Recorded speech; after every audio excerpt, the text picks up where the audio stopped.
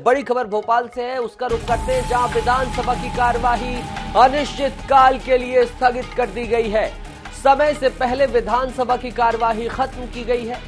27 मार्च तक विधानसभा की कार्यवाही चलनी थी, लेकिन ये कार्यवाही स्थगित कर दी गई। इस वक्त की बड़ी खबर भोपाल से, जहां विधानसभा की कार्यवाही अनिश्चित काल के लिए स्थगित कर दी गई है।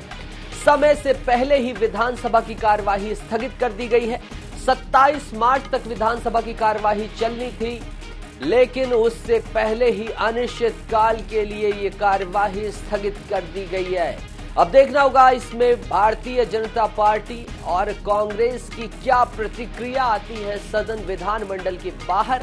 लेकिन काफी दिनों से रस्साकसी के बीच ये बड़ी खबर आपको बता दें भोपाल से, जहां विधानसभा की कार्यवाही अनिश्चित काल के लिए स्थगित कर दी गई है। तयशुदा कार्यक्रम के मुताबिक 27 तक चलना था। ज्यादा जानकारी के साथ हमारे सहयोगी अनुराग मालवीय विशेष संवाददाता जुड़ गए हैं। अनुराग, क्या कुछ है अपडेट विधानसभा को लेकर? देखिए, निश्चित रूप से विधानसभा की कार्यवाही अनिश्चित काल के लिए स्थगित हो गई है, लेकिन जो परिस्थितियां बनी वो एक बार फिर बता रही है कि मध्य प्रदेश में चाहे सत्ता पक्ष हो या फिर प्रतिपक्ष यानी कि विपक्ष, दोनों ही किस तरह से गंभीर नहीं है, ये तस्वीर आज फिर जाहिर हुई।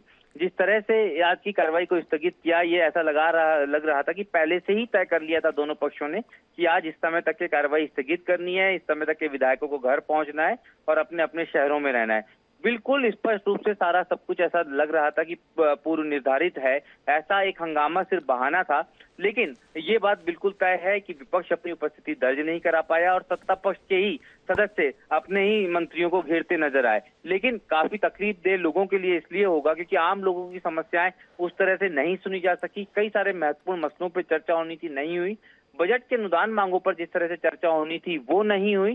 सीधे तौर पे ये कह लिया जाए कि सरकार जो हाउस का बिजनेस था, जो प्रक्रियाएं थी, उनको पूरा करके इतिश्री कर ली गई। जी अनुराग, अगर ओवरऑल परफॉर्मेंस की बात की जाए, इस सेशन में आप काफी एक्टिव रहे, पूरे सेशन को आपने देखा, तो क्या लगता है कि मोटा माटी कुछ महत्वपूर्ण विषयों पर चर्चा हुई है या यूं ही टाल मटोल चली है पूरे इस सत्र में?